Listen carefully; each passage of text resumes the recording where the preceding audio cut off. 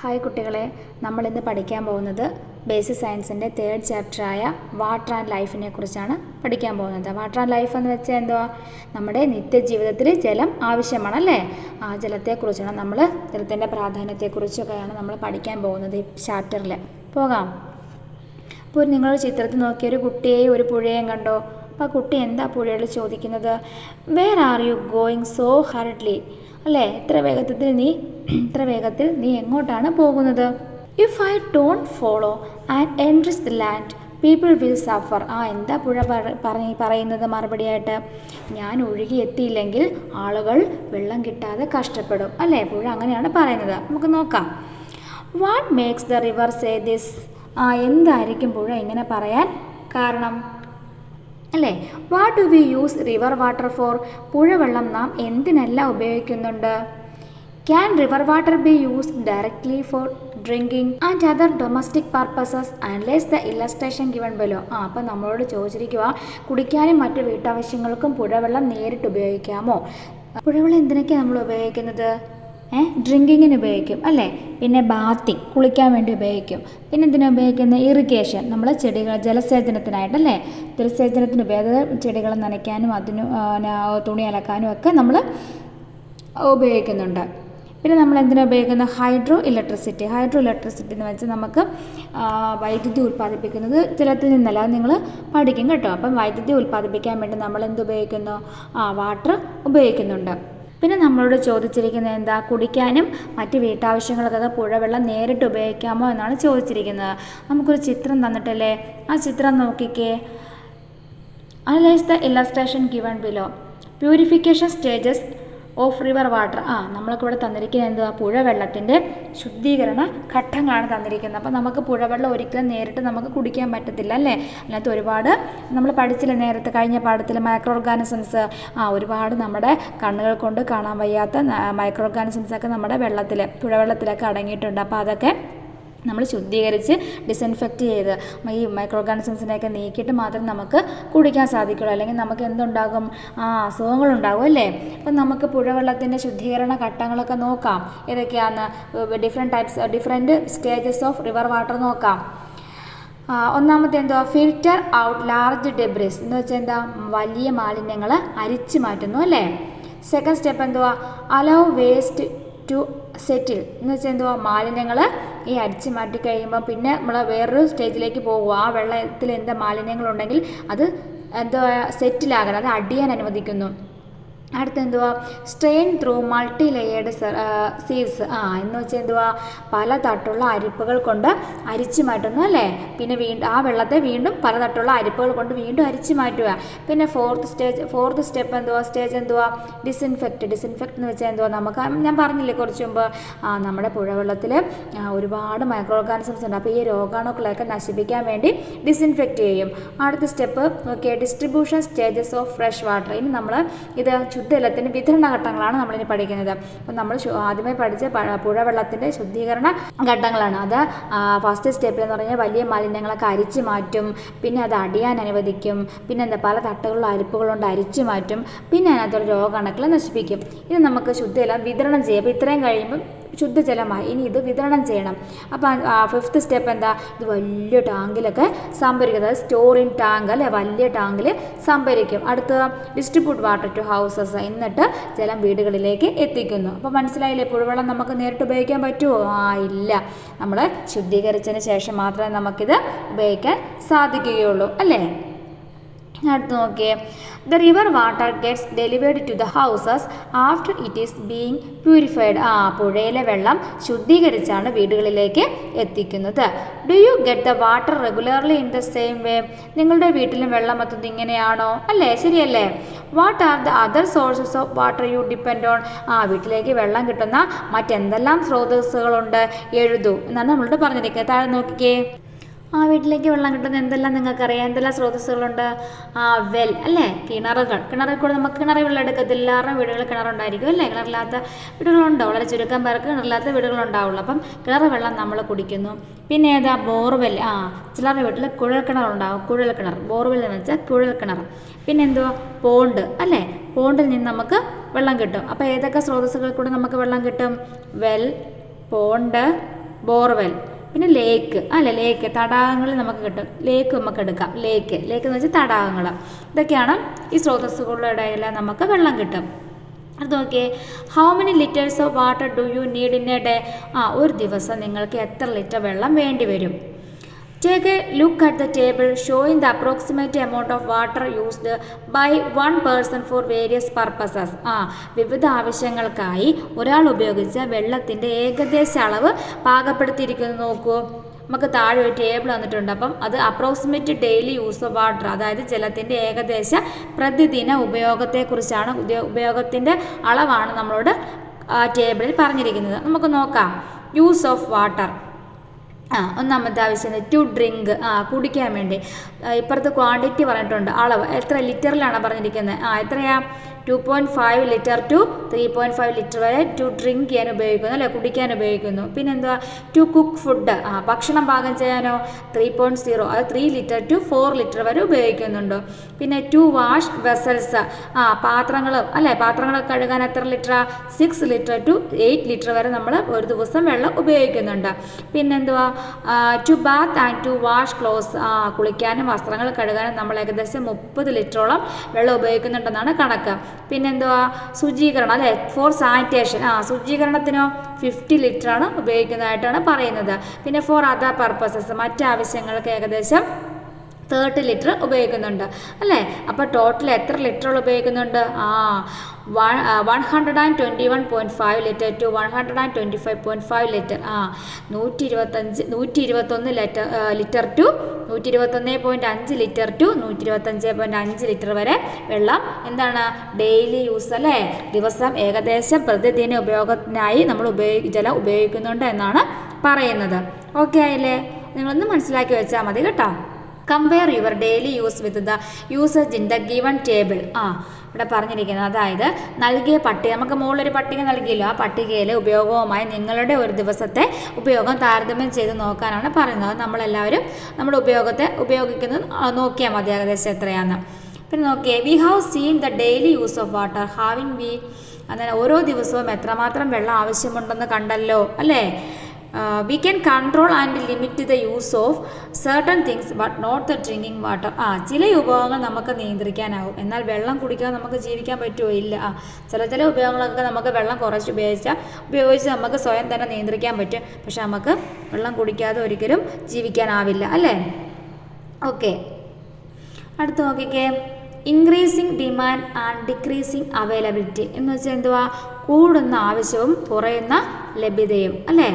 Availability of fresh water is decreasing due to increase in population and increase in the level of water pollution. എന്ന് വെച്ചാൽ എന്തുവാ? ജനസംഖ്യാ വർധനവും ജലമലിനീകരണത്തിൻ്റെ, water pollution എന്ന് വെച്ചാൽ ജലമലിനീകരണത്തിൻ്റെ തോതിലുള്ള വർധനവും കാരണം ശുദ്ധജല ലഭ്യത കുറഞ്ഞു വരികയാണ് അല്ലേ. അതായത് ജനസംഖ്യ വർദ്ധിക്കുന്ന മൂലവും ഈ ജലമൊക്കെ മലിനമാക്കുന്നതിൻ്റെ അളവ് കൂടുന്നത് മൂലവും വർധനവൊക്കെ കാരണം ശുദ്ധജലത്തിൻ്റെ നമുക്ക് കിട്ടാനുള്ള അളവ് അല്ലേ, ശുദ്ധജല ലഭ്യത കുറഞ്ഞു വരികയാണ്. ഓക്കെ, അടുത്ത തന്നെ, it is estimated that 200 crore people in the world do not have access to sufficient amount of fresh water. എന്താ പറഞ്ഞിരിക്കുന്നത്? ലോകത്തെ 200 കോടിയോളം മനുഷ്യർക്ക് ആവശ്യത്തിന് ശുദ്ധജലം ലഭിക്കുന്നില്ല എന്നാണ് കണക്കുകൾ സൂചിപ്പിക്കുന്നത് അല്ലേ. If this situation continues, it is expected that the water shortage will become more severe in the coming years. എന്താ പറഞ്ഞിരിക്കുന്നത്? ഈ സ്ഥിതി ഇങ്ങനെ തുടരുവാണെങ്കിൽ വരും വർഷങ്ങളിൽ ജലക്ഷാമം കൂടുതൽ രൂക്ഷമാകുമെന്ന് കരുതപ്പെടുന്നു. Millions of people die all over the world every year due to disease caused by water pollution. എന്താ പറഞ്ഞിരിക്കുന്നത്? Millions of people die all over the world every year due to diseases caused by water pollution. ജലമലിനീകരണം മൂലമുള്ള രോഗങ്ങൾ കൊണ്ട് ലോകത്ത് പ്രതിവർഷം എല്ലാ വർഷവും ദശലക്ഷക്കണക്കിന് ആളുകൾ മരിക്കുന്നുണ്ടെന്നാണ് പറയുന്നത്. അടുത്ത് നോക്കിക്കേ. For what purpose do you use the water most? നിങ്ങൾ ഏറ്റവും കൂടുതൽ വെള്ളം ഉപയോഗിക്കുന്നത് എന്താവശ്യത്തിനാണ്? How many litres of water do you use approximately in your home per day? നിങ്ങളുടെ വീട്ടിൽ ഒരു ദിവസം ഏകദേശം എത്ര ലിറ്റർ വെള്ളം ഉപയോഗിക്കുന്നുണ്ട്? കണ്ടെത്തി പറയാൻ. അത് നിങ്ങൾ ഓരോരുത്തരും അവരവരുടെ വീട്ടിൽ ഏകദേശം എത്രത്തോളം ഏതെല്ലാം ആവശ്യങ്ങൾക്ക് എത്രത്തോളം വെള്ളം എടുക്കണമെന്ന് നിങ്ങൾ നോക്കി ജസ്റ്റ് ഒന്ന് മനസ്സിലാക്കി വെച്ചാൽ മതി കേട്ടോ. What is the importance of water in our body? ഇനി അടുത്ത് നോക്കിക്കേ, നമ്മുടെ ശരീരത്തിൽ ജലത്തിൻ്റെ പ്രാധാന്യം എന്താണ്? See the approximate amount of water in our body. നമ്മുടെ ശരീരത്തിലെ ജലത്തിൻ്റെ ഏകദേശം അളവ് നോക്കൂ. നമുക്ക് താഴെ ഒരു പിക്ചർ തന്നിട്ടില്ലേ? നമ്മുടെ ശരീരത്തിന് എത്രമാത്രം ജലം ഇമ്പോർട്ടൻ്റ് ആണെന്നുള്ള കാണിക്കുന്ന പിക്ചറാണ് തന്നിരിക്കുന്നത്. നമ്മുടെ ശരീരത്തിലെ ഓരോ ഓർഗൻസിൻ്റെയും പ്രവർത്തനത്തിന് എന്തുമാത്രം ജലം ആവശ്യമാണെന്നാണ് നമ്മൾ ആ ചിത്രത്തിൽ കാണിച്ചിരിക്കുന്നത്. നോക്കിക്കേ, ബ്രെയിൻ അല്ലേ, ബ്രെയിൻ അതിൻ്റെ പ്രവർത്തനത്തിന് എത്രത്തോളം ജലം ആവശ്യമാണ്? 73% ഓഫ് വാട്ടർ ആവശ്യമാണ്. പിന്നെ ബ്ലഡിൽ നമുക്ക് 94% ബ്ലഡിൽ 94% എന്ത് മാത്രമാണ്? വാട്ടർ മാത്രമാണ് അല്ലേ. പിന്നെ കിഡ്നിയിലും അതെ 79% വാട്ടറാണ് ഉള്ളത്. മസിൽസിൽ 75%, ഹാർട്ടിൽ 75%, ലങ്സിൽ 83%, ബോൺസിൽ 31% അല്ലേ. അപ്പം നമ്മുടെ ശരീരത്തിൽ ഏറ്റവും കൂടുതൽ ഏത് അളവിലുള്ളത്? വാട്ടറാണ്. അപ്പം നമ്മുടെ ശരീരത്തിൻ്റെ പ്രവർത്തനം ഏറ്റവും കൂടുതൽ വേണ്ട എന്താ? വാട്ടറാണല്ലേ. നോക്കിക്കേ, water is an important component of the human body. മനുഷ്യ ശരീരത്തിലെ ഒരു പ്രധാന ഘടകമാണ് എന്ത്? വാട്ടർ അല്ലേ. വാട്ടറില്ലാതെ നമുക്ക് ജീവിക്കാൻ പറ്റുമോ? ഇല്ല. അപ്പം മനസ്സിലായില്ലേ? Water is essential for all life functions. നമ്മുടെ എല്ലാ ശാരീരിക പ്രവർത്തനങ്ങൾക്കും എന്താവശ്യമാണ്? വാട്ടർ ആവശ്യമാണ് അല്ലേ. അപ്പം മനസ്സിലായില്ലേ വാട്ടറിൻ്റെ ഇമ്പോർട്ടൻസ് നമ്മുടെ ശരീരത്തിൽ? ഇതൊന്ന് ജസ്റ്റ് നിങ്ങൾ മനസ്സിലാക്കി വെക്കണം കേട്ടോ, ഇത് പഠിച്ച് വെക്കണം. ഇനി അടുത്ത് നോക്കിയേ, വാട്ടർ ഇൻ പ്ലാന്റ്സ്. അപ്പം നമ്മൾ പഠിച്ചു നമ്മുടെ മനുഷ്യ ശരീരത്തിന് വാട്ടർ അത്യാവശ്യമാണ് അല്ലേ. അതുപോലെ ആർക്കും ആവശ്യമാണ്? സസ്യങ്ങൾക്കും ജലം ആവശ്യമാണ്. അപ്പം അതിനെക്കുറിച്ചാണ് നമ്മൾ പഠിക്കാൻ പോകുന്നത്. Plants also need water. സസ്യങ്ങൾക്കും ജലം ആവശ്യമാണല്ലോ. What are the functions of water in plants? എന്തെല്ലാം ധർമ്മങ്ങൾ അല്ലെ എന്തെല്ലാം ഫങ്ഷൻസ് ആണ് ജലം സസ്യങ്ങളിൽ നിർവഹിക്കുന്നത്? Look at the illustration. താഴെ തന്നിരിക്കുന്ന ചിത്രം നോക്കാനാണ് പറഞ്ഞിരിക്കുന്നത്. ഈ ചിത്രത്തിലെ സസ്യങ്ങളിൽ എന്തൊക്കെയാണ് ജലത്തിൻ്റെ ധർമ്മം നോക്കിക്കേ, ഫങ്ഷൻസ് നോക്കിക്കേ. To transport food from leaves to other parts of plant അല്ലേ. പ്രധാനപ്പെട്ട ഒരു ഫങ്ഷനാണ് ആഹാരത്തെ അല്ലെ ഭക്ഷണത്തെ, ഫുഡിനെ ഇലകളിൽ നിന്നും മറ്റ് സസ്യഭാഗങ്ങളിൽ എത്തിക്കുന്നത് ആരാണ്? വാട്ടറാണ്. അപ്പം എന്തായിരുന്നു? ആഹാരത്തെ, ഫുഡിനെ അല്ലേ. To transport food from leaves to other parts of plant. ഇലകളിൽ നിന്നും മറ്റ് സസ്യഭാഗങ്ങളിലേക്ക് ആഹാരത്തെ എത്തിക്കുന്നത് ആരാണ്? വാട്ടറാണ്. അപ്പോൾ വാട്ടറിൻ്റെ പ്രധാനപ്പെട്ട സസ്യങ്ങളൊരു ഫങ്ഷനാണ്. ഒന്നാമത്തെ ഫങ്ഷനാണ് എന്ത്? To transport food from leaves to other parts of plant. പഠിക്കുമല്ലോ. ഇനി അടുത്ത ഫങ്ഷൻ എന്തുവാ വാട്ടറിൻ്റെ? For photosynthesis. നമ്മൾ പഠിച്ചല്ലേ കഴിഞ്ഞ ക്ലാസ്സുകളിൽ. ഫോട്ടോസിന്തസിസ് എന്താണ്? സൂര്യപ്രകാശത്തിൻ്റെ സാന്നിധ്യത്തിൽ വാട്ടറും കാർബൺ ഡയോക്സൈഡും ഉപയോഗിച്ച് സസ്യങ്ങൾ സസ്യങ്ങളിലെ ലീവ്സ് ഭക്ഷണം ഉണ്ടാക്കുന്നതിന് പറയുന്ന പേരല്ലേ, ആ പ്രോസസ്സിനെ പറയുന്ന പേരല്ലേ ഫോട്ടോസിന്തസിസ്. അപ്പോൾ ഫോട്ടോസിന്തസിന് ആര് വേണം? വാട്ടർ വേണം. അപ്പം സസ്യങ്ങൾക്ക് ഭക്ഷണം ഉണ്ടാക്കാൻ ആര് വേണം? വാട്ടർ വേണം. ഫോട്ടോസിന്തസിസ് നടത്താൻ ആര് വേണം? വാട്ടർ വേണം. പിന്നെ അടുത്ത എന്താ function? To transport the absorbed minerals to the leaves. ആഗിരണം ചെയ്ത ലവണങ്ങൾ ഇലകളിൽ എത്തിക്കുന്നതിന് അല്ലേ. നമ്മൾ ഫുഡ് ഉണ്ടാക്കിയിട്ട് അതിനെ നല്ല മിനറൽസ് ന്യൂട്രിയൻസ് ഒക്കെ അബ്സോർബ് ചെയ്യണ്ടേ.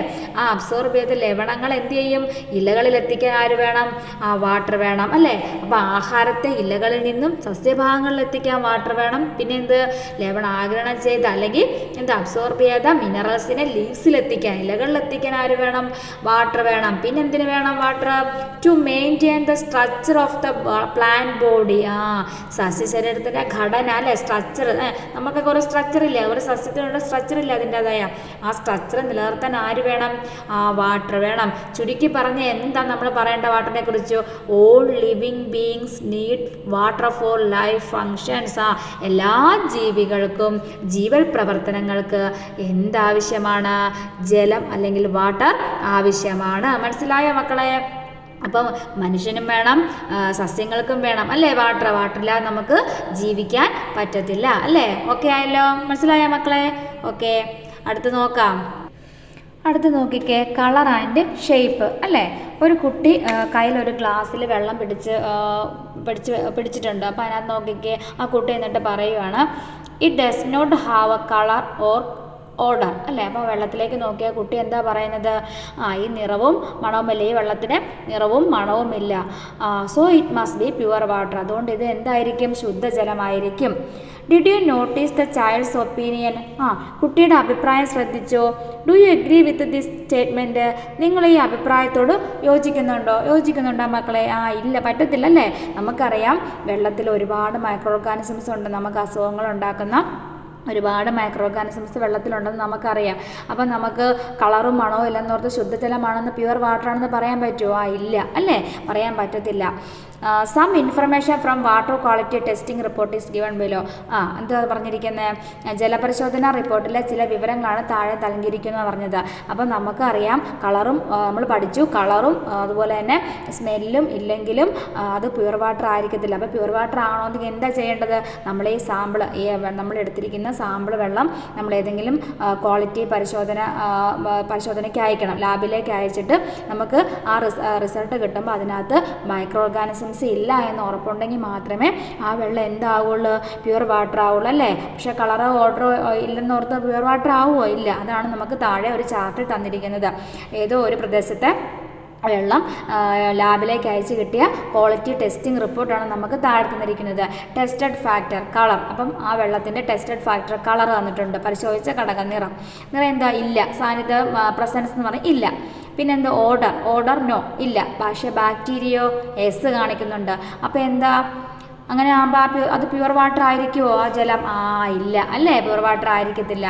What is the benefit of testing water like this? ഇത്തരത്തിൽ ജലം പരിശോധിക്കുന്നത് കൊണ്ടുള്ള ഗുണം എന്താണ്? ചർച്ച ചെയ്യൂ, ഡിസ്കസ് പറഞ്ഞിരിക്കുന്നത്. എന്താണ് നമുക്ക് ഇതുപോലെ ടെസ്റ്റ് ചെയ്യുന്നുള്ള ഗുണം? പറയട്ടെ. Testing of water help us to understand whether the water is pure or not. എന്താ നമ്മളെ വാട്ടർ ടെസ്റ്റ് ചെയ്യുന്നുള്ള ഗുണം എന്താ? ഇത് പ്യുവർ ആണോന്നോ അല്ലെങ്കിൽ അല്ല ശുദ്ധജലമാണോ അശുദ്ധജലമാണോ നമുക്ക് അറിയാൻ സാധിക്കും ടെസ്റ്റിംഗ് കൊണ്ട് അല്ലേ. It also help us to prevents water borne diseases. പിന്നെ എന്താ ചെയ്യുന്നത്? വാട്ടർ ബോൺ ഡിസീസ് എന്ന് വെച്ചാൽ വെള്ളത്തിൽ കൂടെ നമുക്ക് ഉണ്ടാകുന്ന അസുഖങ്ങളെ പറയുന്നതാണ് വാട്ടർ ബോൺ ഡിസീസ്. മഞ്ഞപ്പിത്തമൊക്കെ നമുക്ക് ടൈഫോയിഡ്, മഞ്ഞപ്പിത്തമൊക്കെ നമുക്ക് വാട്ടർ ബോൺ ഡിസീസുകളാണ്. വെള്ളത്തിൽ നിന്ന് ഈ മലിനമായ ശുദ്ധമല്ലാത്ത ജലം കുടിക്കുന്നത് മൂലം ഉണ്ടാകുന്ന അസുഖങ്ങളാണ് മഞ്ഞപ്പിത്തം, ടൈഫോയിഡ് എന്നിവയൊക്കെ. അപ്പോൾ ഈ ഇങ്ങനെയുള്ള അസുഖങ്ങളെയൊക്കെ പ്രിവെൻറ്റ് ചെയ്യാൻ നമ്മൾ എന്ത് സഹായിക്കും? ഈ വാട്ടർ ടെസ്റ്റ് ചെയ്യുന്നതുകൊണ്ട് നമുക്ക് സഹായിക്കും അല്ലേ. അപ്പം testing of water help us to understand whether the water is pure or not. പിന്നെ എന്തുവാ? It also helps to prevent എന്താ? Water borne diseases. അപ്പോൾ വാട്ടർ ബോൺ ഡിസീസിനെ തടയാനും ഇത് നമ്മളെ സഹായിക്കുന്നു അല്ലേ. നോക്കിക്കേ അടുത്ത write the definition of pure water. നമ്മുടെ പേർക്ക് ശുദ്ധജലത്തിൻ്റെ നിർവചനം എഴുതി നോക്കാനാണ് പറഞ്ഞിരിക്കുന്നത്. എന്തായിരിക്കും ശുദ്ധജലം?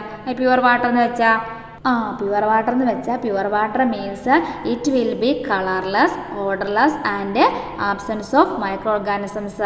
എന്തായിരിക്കും? കളറും ഇല്ല, നിറവും ഇല്ല, പക്ഷേ എന്തും ഇല്ലായിരിക്കും? ആബ്സെൻസ് ഓഫ് മൈക്രോ ഓർഗാനിസംസും ഇല്ലായിരിക്കും അല്ലേ. രോഗാണുക്കളും ഇല്ലാത്ത വെള്ളത്തിനെ പറയുന്ന പേരാണ് എന്ത്? Pure water. അടുത്ത് നമുക്ക് നോക്കാം. പിന്നെ എന്താ പറഞ്ഞിരിക്കുന്നത്? To find out whether the water you are drinking is clean, take a sample of the water and send it to the quality testing labs in your locality to get a test report. നമുക്ക് അത് നിങ്ങൾ കുടിക്കുന്ന വെള്ളം ശുദ്ധമാണോ എന്നറിയാൻ വെള്ളത്തിൻ്റെ sample നിങ്ങളുടെ പരിസരത്തെ ഗുണനിലവാര പരിശോധന ലാബുകളിൽ എത്തിച്ചാൽ പരിശോധിച്ച് റിപ്പോർട്ട് ലഭിക്കും. നമ്മൾ മുകളിൽ കണ്ടില്ലേ ഒരു റിപ്പോർട്ട് ലഭിച്ച ഏതൊരു പ്രദേശത്തെ സാമ്പിൾ വെള്ളം എടുത്ത് ലാബിലേക്ക് പരിശോധനയ്ക്ക് അയച്ചപ്പോൾ കിട്ടിയ റിപ്പോർട്ടാണ് നമുക്ക് മുകളിൽ തന്നിരിക്കുന്നത്. അതുപോലെ നമ്മൾ കുടിക്കുന്ന അല്ലെങ്കിൽ നമ്മുടെ വീട്ടിലുള്ള ഏതെങ്കിലും സാമ്പിൾ വെള്ളം നമ്മൾ പരിശോധിച്ച് റിപ്പോർട്ട് ലഭ്യമാക്കാനാണ് പറയുന്നത്. ഓക്കെ, അടുത്ത് നോക്കിക്കേ. Does water have a shape? ജലത്തിന് ആകൃതി ഉണ്ടോ എന്നാണ് ചോദ്യം. Take water in containers of various shapes. പല ആകൃതിയിലുള്ള പാത്രങ്ങളിൽ വെള്ളം എടുക്കാനാണ് പറഞ്ഞിരിക്കുന്നത്.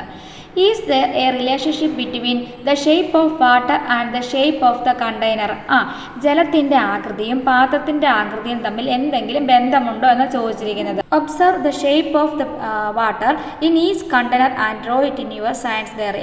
ഓരോ പാത്രത്തിലെയും വെള്ളത്തിൻ്റെ ആകൃതി നിരീക്ഷിച്ച് ശാസ്ത്ര പുസ്തകത്തിൽ എഴുതാനാണ് പറഞ്ഞിരിക്കുന്നത്.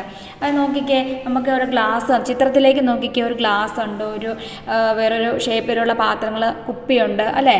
നമ്മൾ ഈ തന്നിരിക്കുന്ന ചിത്രത്തിൽ ചിത്രത്തിലുള്ള ഷേപ്പുകളുള്ള പാത്രങ്ങളിലൊക്കെ വെള്ളം എടുത്താൽ എന്തായിരിക്കും വെള്ളത്തിൻ്റെ ആകൃതി? നമ്മൾ എടുക്കുന്ന ഏത് ഷേപ്പിലുള്ള പാത്രമാണോ ആ പാത്രത്തിൻ്റെ ഷേപ്പിലായിരിക്കും എന്ത് വെള്ളത്തിൻ്റെ ആകൃതി. അല്ലാതെ വെള്ളത്തിന് വേറെ എന്തെങ്കിലും ആകൃതി ഉണ്ടോ? ഇല്ല അല്ലേ. അപ്പോൾ ഇതിൽ നിന്ന് എന്താ നമുക്ക് മനസ്സിലാക്കേണ്ടത്?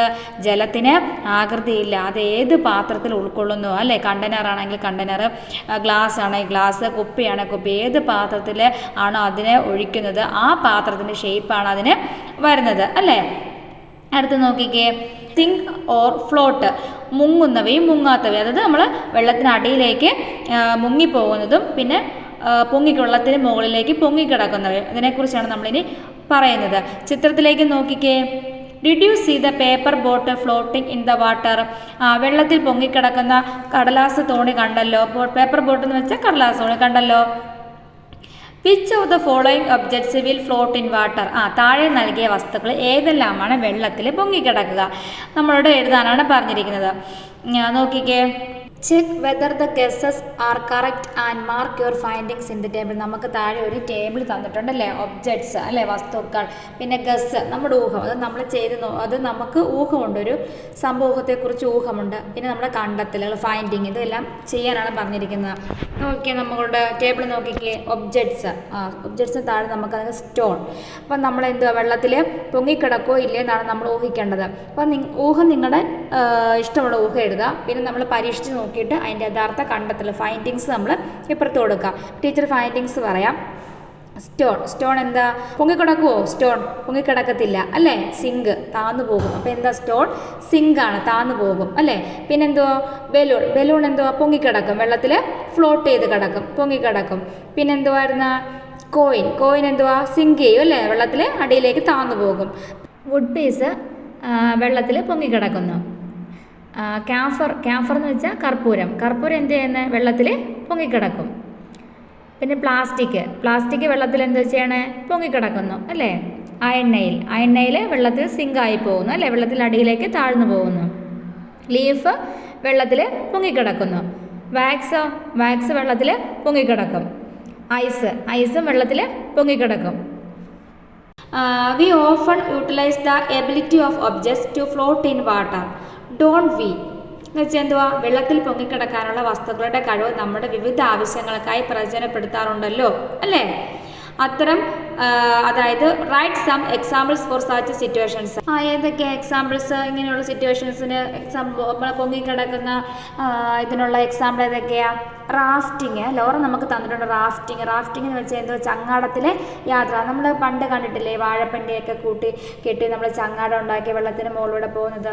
അത് വെള്ളത്തിൽ പൊങ്ങിക്കിടക്കാനുള്ള അതിൻ്റെ കഴിവ് കൊണ്ടല്ലേ നമുക്ക് അതിൽ യാത്ര ചെയ്യാൻ പറ്റുന്നത്.